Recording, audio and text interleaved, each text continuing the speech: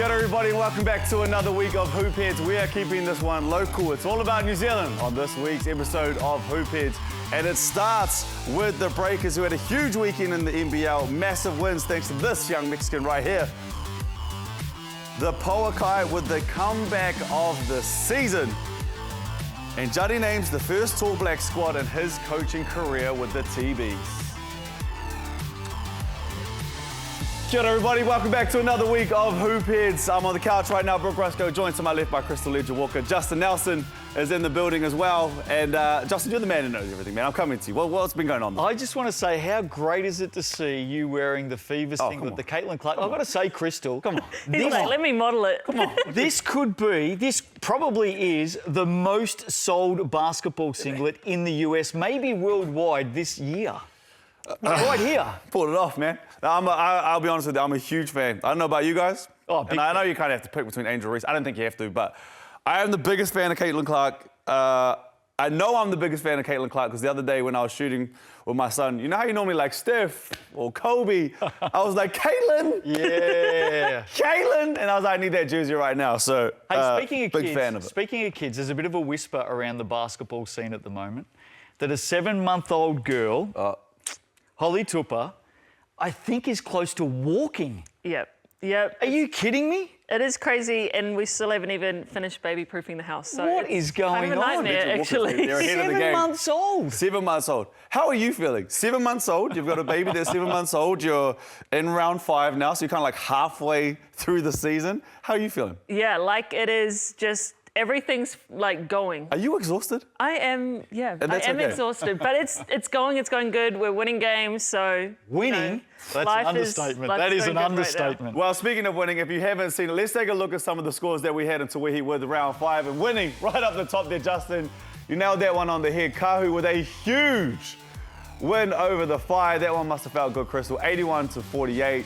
The Fire, they do get a win over the Hoiho, 90-71. And the Poakai, we are going to get to that game with one of the comebacks, if not the comeback of the season. Let's start with you guys, though. It was a huge win for you guys. Yeah, we got up for that game. We knew Michaela Cowling, I'm so glad she's back in the league, she was back, but we were, nervous to see what that Fire team was going to look like with her, because she is such a great player. So, yeah, we were ready for that when we had our scout, and we were really good on the defensive end. Let's not beat around the bush here. This was the biggest loss in the Fire's history. They've never, ever beaten the Kahu. And in those 10 games, the Kahu have smashed the Fire by an average of 18.5 points a game. Don't beat around the bush. That's gone up. You've got their number. Yeah, I'm going to knock on some wood because we still have some more games to go. But, I mean, we do have a little rivalry with the Fire. They're just down the road. We want to get up for this game. If you come to the games and you're in the stadium, you'll hear, like, how chippy it gets on the court. No doubt. So, yeah, we definitely have that game circled. What worked for you guys in this game? Defensively, we were really keyed in. I love that in the game too. We actually got through our bench quite a lot. I know in the last quarter that Fire only scored 6 points, which was massive, and we rotated our bench through. So that was really big for us, and yeah, I think just a test to our defense. Held the Fire to 48 points, which is their second lowest ever total in Toei history. Their previous lowest was 45. Guess who it was against, Brook? I'm gonna have one guess, Kahu. Yeah, it was against the Kahu.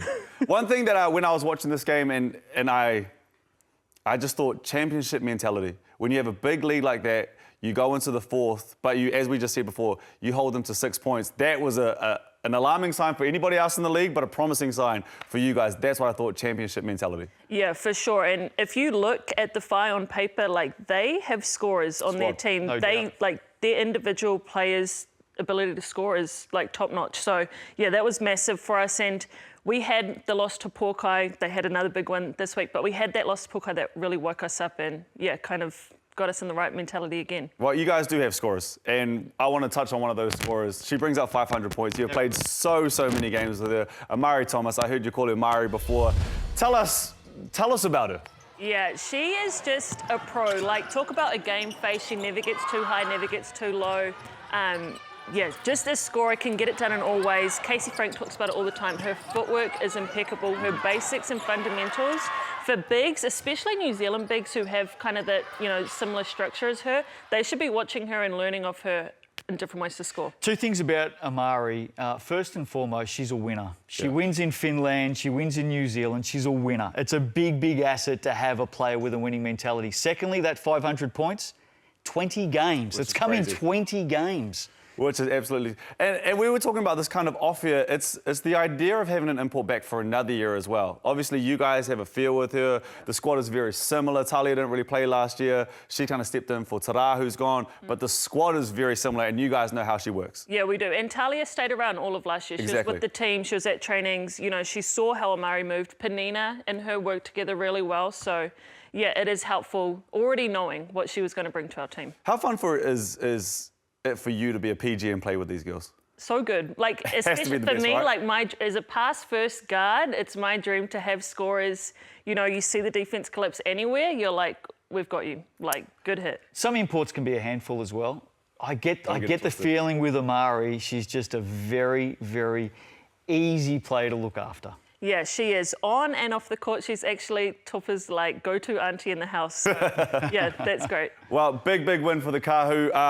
The Whai did get a win over the weekend. They got a big win over the Hoiho. They obviously followed that up after playing you guys, and they needed that. After you have that huge loss like that to come back, you just need to build the morale back up. Look, there was a massive change in this game. For the first time this season, they brought McKenna Dale into the starting unit. She should have been there from the start, to be fair. She's come in now, and it made an immediate difference, Crystal. Her ability to work side to side along the baseline. She gets in underneath the defence, and she just did it time and time again. It added a new element to this team.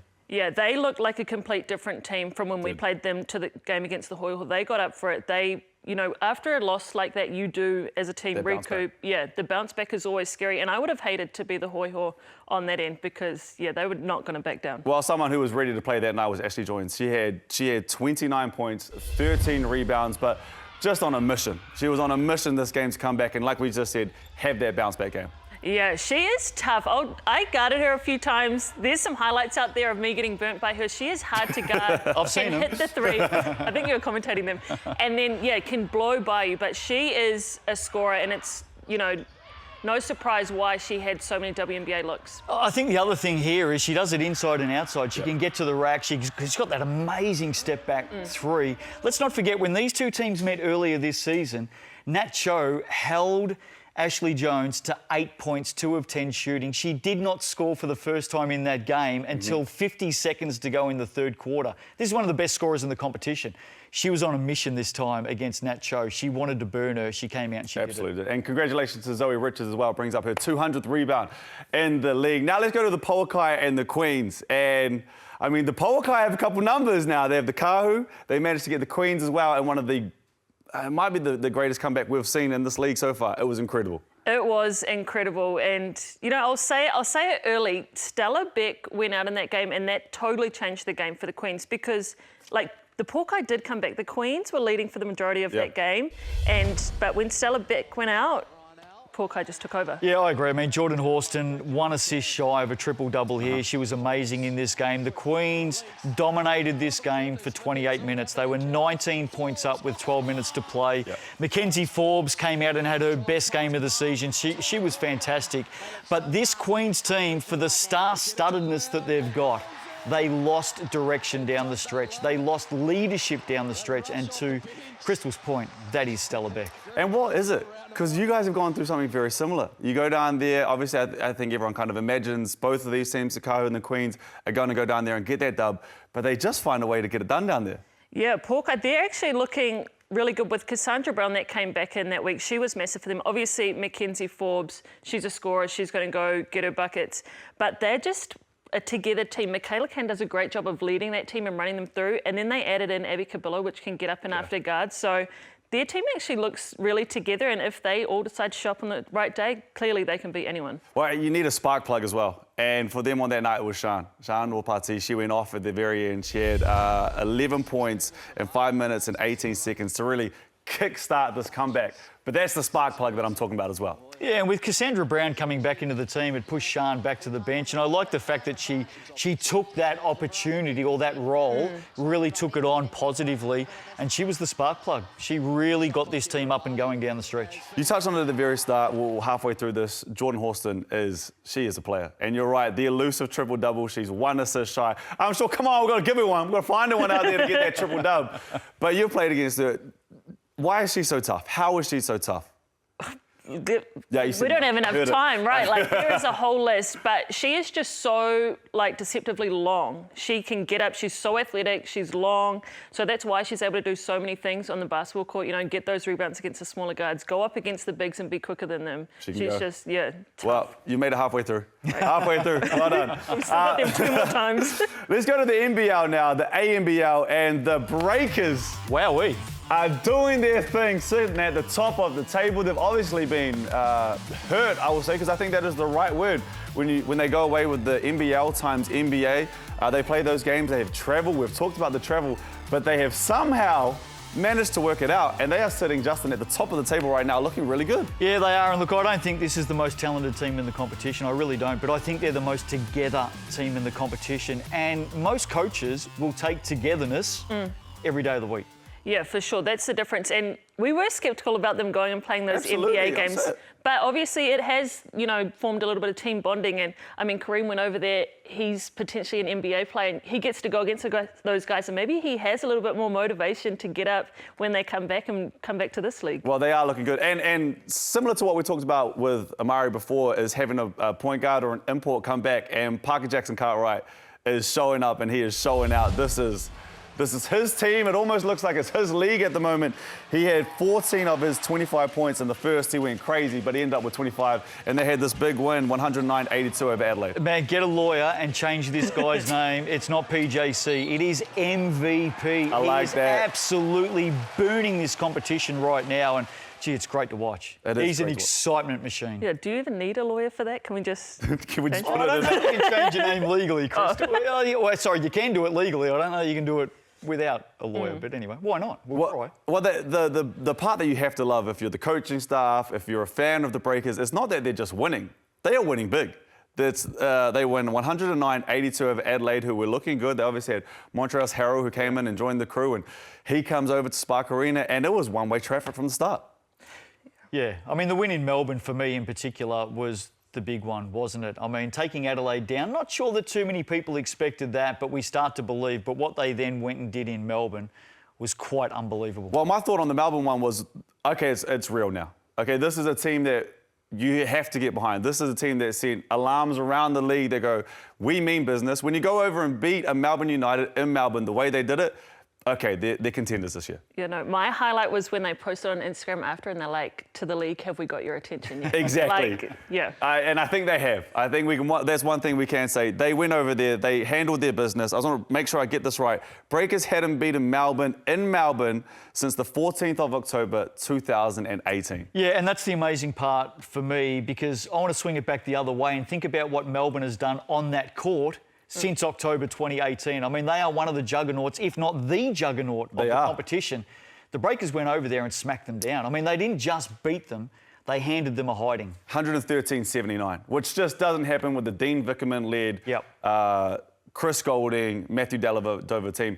And we can't talk about PJC again. He did his thing, but Meninga did his thing in this game as well. Shout out to Sam. He ended up with 25 points. He shot the lights out on 10 of 12. I mean, he's had a couple good games, but to me, this is the best game I've seen him with the Breakers. Is this the breakout game, Crystal? Is this the one? Yeah, no, I think so. And Sam is such a tough player. I mean, he's been in this league for a while now. But yeah, he came into his own in this game, and he's really leading this Breakers team alongside PJC. I think about the last Sal's NBL season and the Tauranga fight. Don't do that to them. Don't do that to them. They just missed the finals. They had this guy. They had him signed pre-season, and then he went overseas. Imagine if the fight had have had big Sammy M for this Sal's NBL season. Well, and it's a funny one as well, because you have to take the most of your opportunity. And there was a chance that he might not have started at the start of the year. Obviously, with the suspension that goes down to Freddie in the preseason, Sam gets that starting spot, and he has just made the most of this opportunity. He's looked absolutely incredible. Yeah, he has, and I think this is what we're starting to see with the Breakers. There's other players that are making the most of their opportunity as well. They're really grabbing it by the horns, and they're playing together. I get back to that word, together. Well, speaking of making the most of their opportunities, and he hasn't played the last couple of games, and this is why I think the Breakers sitting in a really good spot, is they didn't have Mitch McCarron. Yeah. They didn't have Mojave King. They didn't have Max Darling, who we have all been extremely impressed with to start this season, and they still get this big win. That might come back to your point, Justin, of just how together this Breakers team is.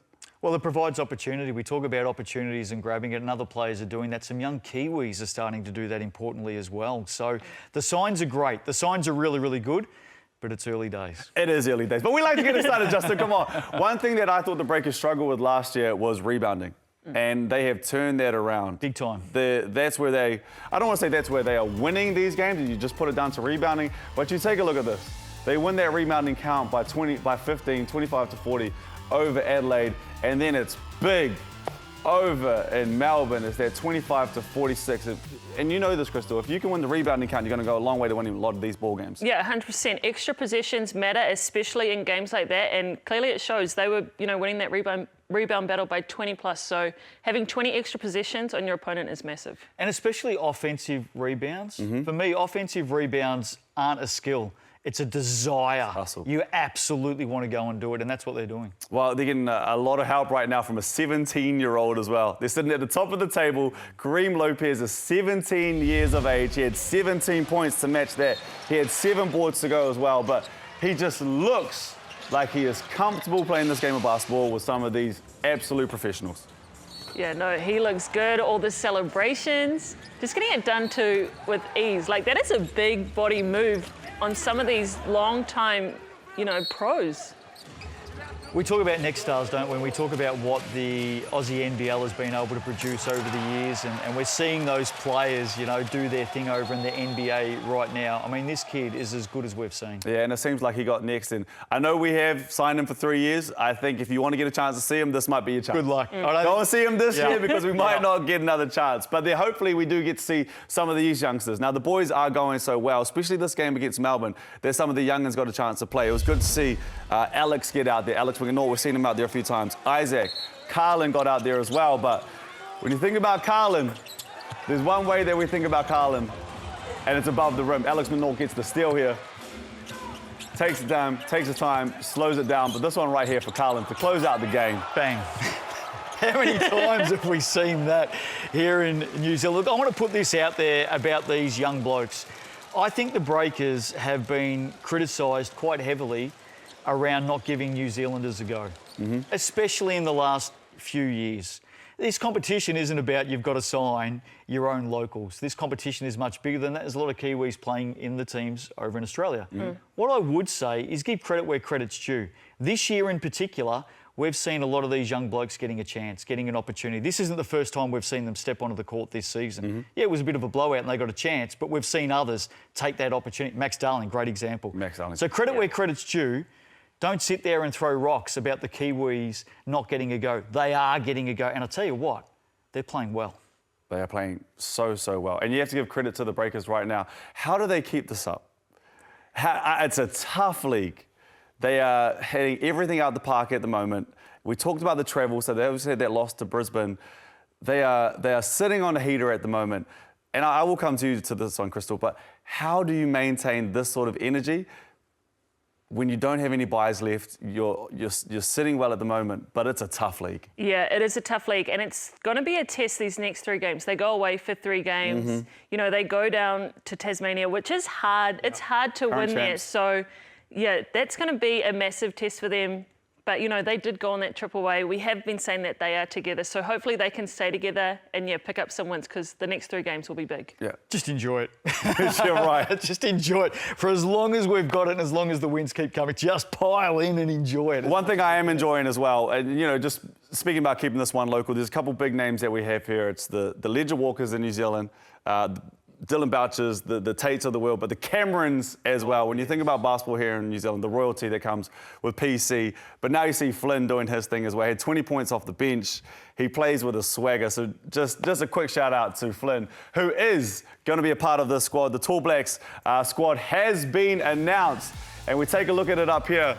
Flynn Cameron, as we just talked about up there. There's a bunch of names that we can read through here, but one that really, I think stands out for me at this point with this squad that I'm looking at with Judd and his very first year is Corey Webster. Yeah, no question. I mean, he's played 97 games for the Tall Blacks. He'll play another couple here. He'll go to 99. I've got no doubt he will join that Centurion club in the near future. Of course, he worked with Judd with the Rams back in 2023 with a lot of success as well. I like this team. I like the mix of this team. I think you said from the top, the OGs and some new faces coming through, and they're going to love this opportunity. I've never come across a player in this country that does not want to wear the black singlet, and I think they're going to go out and represent the country with pride. It's Judd's first one. How did the boys get up for Judd? Yeah, I mean, you said it earlier, a lot of these players have played for him before, so I like that he has, those players in this mix. They know what his coaching style is like. They, know what to expect, so I think that's going to go a long way. But yeah, it should be good. I mean, Chinese Taipei and the Philippines, we've typically done well against these teams, so hopefully they can blow it out of the park and, everyone, get some buckets. Well, speaking of buckets, there's one man that we know will get buckets, and we talked about him at the top, but it's Corey Webster. Sitting on 97 caps right now. Barring injury, he'll bring up his 99th cap with the Tall Blacks, which is surprising to me because he has been with the Tall Blacks for as long as I can remember. I would have thought that number was a little bit higher. But his services to this jersey, you have to commend. I like the opportunity that he's been given here as well. I mean, Corey, don't take this personally, but you're closer to the end than you are to the start. I think he's going to get over that 100 mark. Here is the list of Centurions on our screen now. I think he's got a great opportunity in this squad for these two games to be a leader. Take that leadership opportunity. He could carve out a few more years with this team as a leader. And we look at the squad up here and you can just, you marvel, that's basketball royalty up there. Dylan Boucher sitting at the bottom with 100 caps. You go to the top, PC, Kirk, Phil Jones, that is basketball royalty around. Do you reckon Lindsay Tate reminds Casey Frank that he's got 5 on him? There's a couple of those ones. Got him Shout out to LT as well. Now we're going to have a couple of debutants playing in this, and I'm excited to see. Let's start with Oscar. Oscar has obviously taken, I want to say, the basketball world by storm over this last, 6 to 12 months. He is going to be hopefully a Tall Black for a very, very long time. But I'm excited to see him in this Tall Blacks jersey. Yeah, I mean, what he did and his team did at this Under-17 World Cup, they did put the world on notice. Yeah. They put us, on that world stage. So I'm glad that he's getting this opportunity. I'm glad that he gets to go away, with the likes of Corey Webster and these vets that can really introduce him to the team, because he will be the one that carries the flame forward. Great for Oscar. What about Kai Isaac as well? Really burst onto the scene the last couple of years in the Cells NBL. Did it with some 3x3 as well. Yeah. He's a machine. He just goes out there and plays his role. There's no fuss about him. He loves the game. He loves his teammates. I think it's a great call-up, and I think we're going to see big things from Kai Isaac going forward. Well, from the system as well, we talked about Juddy, and he's had obviously such a huge part of what Judd's done over the last couple of years. So that is going to be a perfect intersection to go, welcome to the team. Here's Juddy as well. The one thing that I think right now is New Zealand basketball and the Tall Blacks, Tall Ferns, are sitting in a really good spot. We talk about, obviously, there's a lot of players that are playing in the NBL that aren't in that squad, that aren't going to be there. But we talk about some of these young boys that are coming through as well. What we just did with the Under-17s. I say we like I was a part of it, but I was supporting like I was a part of it. New Zealand basketball is in a really good spot right now. Yeah, it is. I mean, right from the grassroots level all the way up. It's just really cool to see, people coming back, the likes of Corey Webster staying in it, giving back to the community for these young players to be the next him, really. I'm going to ask you a question. Are you going to put your hands up for Tall Ferns? Yes, 100%. I want to make sure. All right, got that out there. Yes. Holly Tupu will be running around by a million miles an hour. Look, I think the other thing too, we've said it right throughout the year on Hoopheads. We're seeing so many of these younger players on the stage, on our screens earlier now through Rapid League as well. We saw it with the 17 boys. We're seeing it with the women as well right now in Tauihi. We're going to see a lot more of it going forward. They are becoming household names earlier. And one thing I really enjoy is that it's not like they're here to just take part. They look like they're here to take over as well. They don't fit in, they're doing their thing. So Basketball New Zealand is in a really, really good spot at the moment. Well, with saying all that, this is our last show of Hoopheads this year. I'm not going to blame anyone, maybe Izzy. No, no, I'm not Izzy, I'm not. But it's been a lot of fun. We've had back-to-back years now. Casey's not here, obviously. Tommy, Taylor, moles as well. You know, the couch been amazing, but it comes to an end. This is our last show for the year, but that doesn't mean that the basketball stops. He's got a tear in his I do, it doesn't. Hey, hang on, just in. Some news just in. Brent Matahari hasn't been re-signed at the Nuggets. Won a couple of championships with the Nuggets, so some respect to Brent. We wish him well for the future, but the Nuggets will have a new coach. That is true. Crystal, good luck for the second half of the season. Won't be beaten. What? Not yet. I'm hoping we're walking away, as we walked in, but... Back to back. Back to back. Yeah. That is our last show of Hoop Heads for the year. Crystal, congratulations on what you guys have done. Continue to do the rest. Hopefully, Tall Ferns as well. Enjoy the rest of your week. See you guys. Holy Cooper.